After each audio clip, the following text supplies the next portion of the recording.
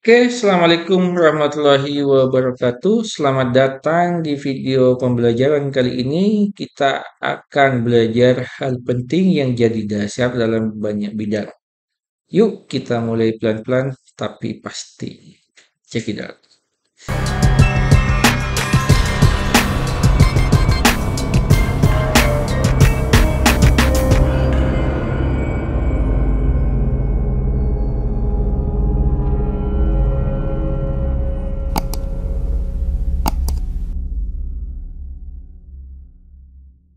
Materi yang akan kita bahas pada video kali ini yaitu kepemimpinan berbasis nilai dan etika.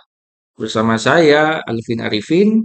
Sebelum kita memasuki materi, izinkan saya untuk memperkenalkan diri terlebih dahulu. Nama saya Alvin Arifin, email alvin@unibamadura.ac.id. Email personal saya mail@alvinarifin.com. NIDN 0728119104. Sinta ID 6701866. Scopus ID 59747968600. Website saya, tempat saya menulis, yaitu di alvinarifin.com. Materi ini dapat diakses di lms.alvinarifin.com. Kemampuan akhir yang diharapkan, yang pertama, mahasiswa memahami pentingnya nilai dan etika dalam kepemimpinan. Yang kedua, mahasiswa mampu membedakan berbagai pendekatan kepemimpinan etis. Yang ketiga, mahasiswa dapat menganalisis dilema etika dalam praktik kepemimpinan. Yang terakhir, mahasiswa mampu menilai peran integritas dan keadilan dalam membangun kepercayaan kepemimpinan. Bahan kajian dalam materi kali ini yang pertama, konsep dasar nilai dan etika dalam kepemimpinan. Yang kedua, model kepemimpinan etis dari Brown, Trevino, dan lain-lainnya. Yang ketiga, kepemimpinan otentik, spiritual, dan melayani. Yang keempat, dilema etika dan pengambilan keputusan moral. Yang terakhir, keadilan organisasi dan kepercayaan moral. Kepemimpinan dan etika di sini pembahasan kita awal. Kepemimpinan bukan hanya soal hasil tetapi juga cara mencapainya. Jadi bukan hanya dilihat dari hasil tetapi juga dari prosesnya dan cara memperolehnya. Ya. Kepemimpinan etis menekankan nilai-nilai moral, integritas, dan tanggung jawab sosial. Ya, pemimpin etis memberi pengaruh melalui keteladanan, keadilan, dan empati. Jadi seorang pemimpin itu orientasinya bukan hanya hasil, tetapi juga bagaimana prosesnya. Bagaimana juga proses yang dia lakukan. Dan juga bagaimana cara dia memperoleh hasil tersebut.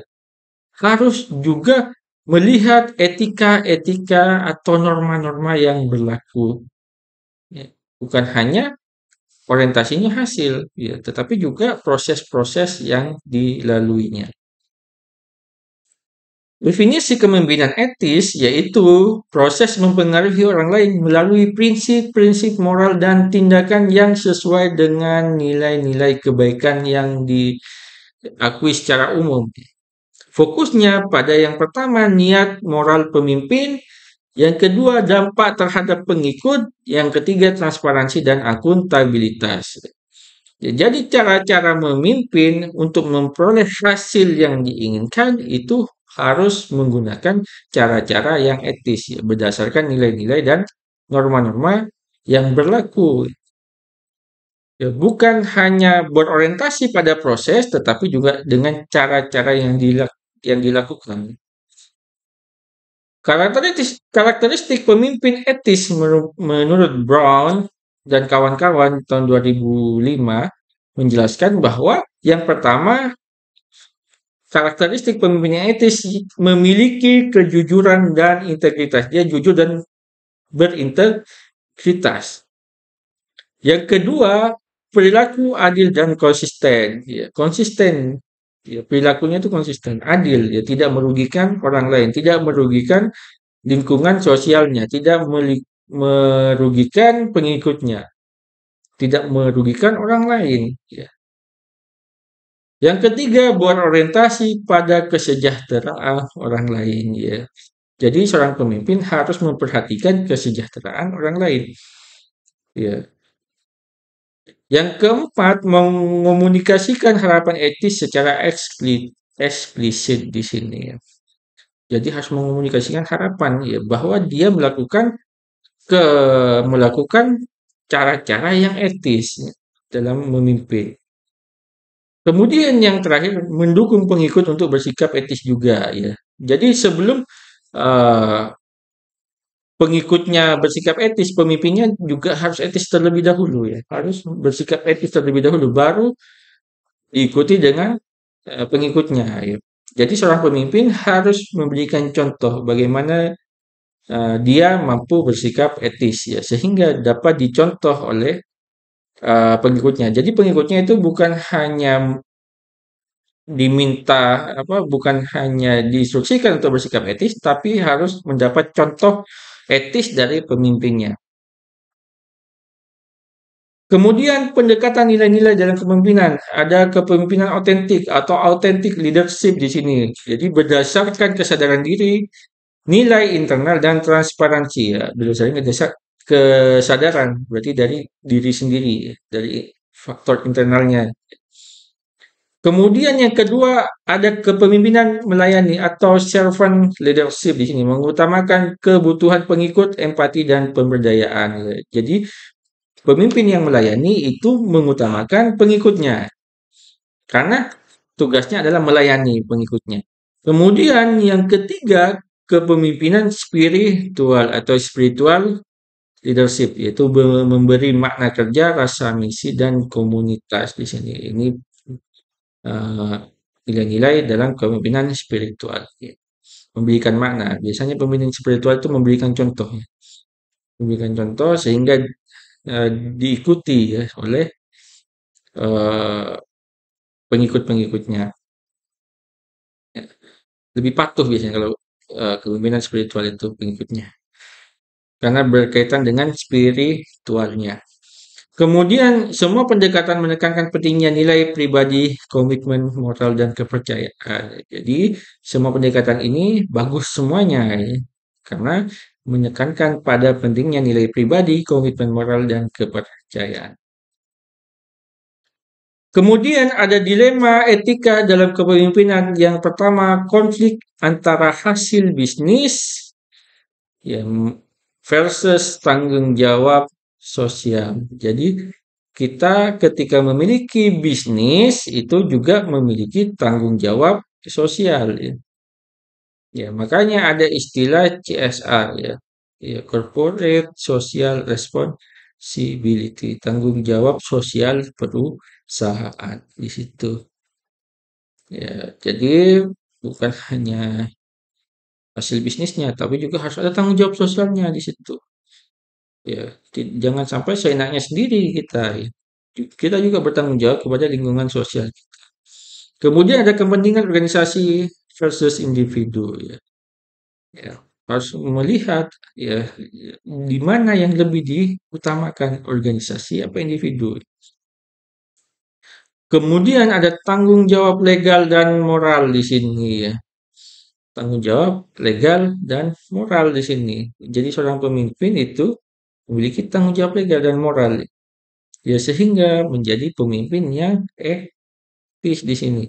Contohnya misalnya melaporkan kesalahan, menyikapi diskriminasi dan transparansi gaji misalnya. Ya, kadang seorang pemimpin itu apa dilema ya, dilema dalam memutuskan sesuatu yang tidak etis misalnya, tetapi masih memiliki apa rasa empati ya.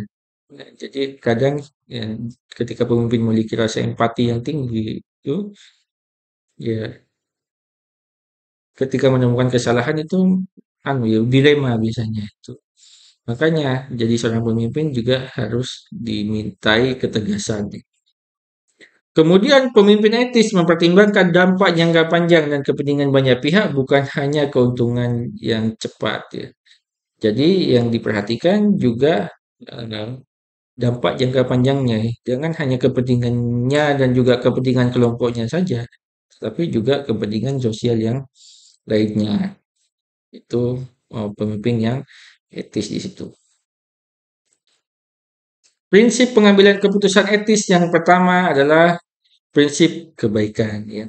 Jadi eh, pengambilan keputusan itu harus baik ya, harus mampu diterima oleh siapa saja atau disebut dengan utilitarian. Harus baik ya, keputusannya itu harus keputusan yang baik ya, keputusan yang baik. Yang kedua ada prinsip hak individu ya.